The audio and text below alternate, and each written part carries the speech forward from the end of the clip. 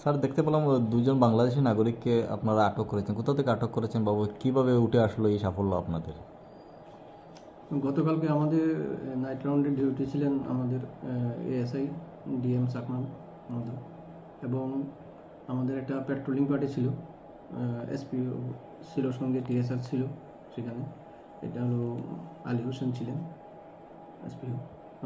তারা যখন patrolling duty করছিল ওই চাইটুলগাঁও এরিয়া, তখন তারা রাস্তার মধ্যে আলী হোসেনের সঙ্গে যারা টিএসআর ছিল, আলী হোসেন সহ তারা দেখতে পায় দুটি মহিলা মানে সন্দেহজনকভাবে ঘোরাফেরা করছে ওই এলাকাতে। তখন তারা এগিয়ে এসে তাদেরকে জিজ্ঞাসাবাদ করে। তখন তাদের কাছ থেকে তারা জানতে পারে তারা নাকি বাংলাদেশ থেকে এসেছে, রাস্তা হারিয়ে ফেলেছে, তারা কাজের জন্য এসেছিল। এবং তাদের এই আসার পথে ভারতের 2-3 জন নাকি যুবক ছেলে তাদের সহায়তা করছিল। একজনের নাম হলো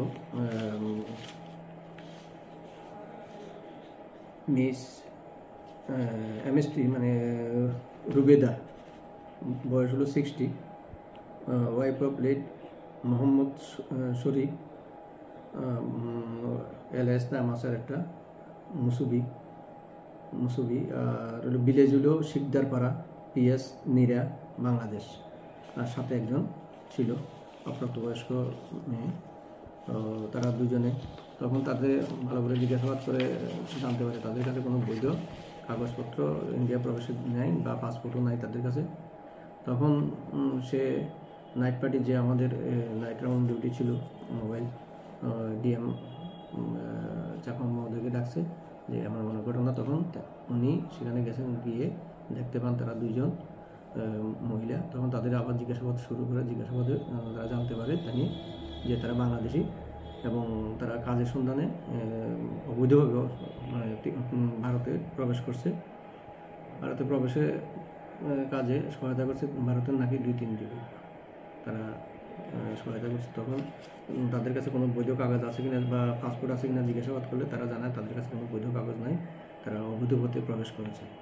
তো তারা এর পরবর্তী সময়ে উনি তাদেরকে ডিটেন করে থানায় নিয়ে আসেন এবং একটা সুমোটো কমপ্লেন করেন আইসিপিএসের কাছে। তখন আইসিপিএস কেস রেজিস্টার করেন এবং কেস রেজিস্টার করে আমাকে এটা এন্ডোর্স করেন ইনভেস্টিগেশনের জন্য। তখন আমি ইনভেস্টিগেশন করে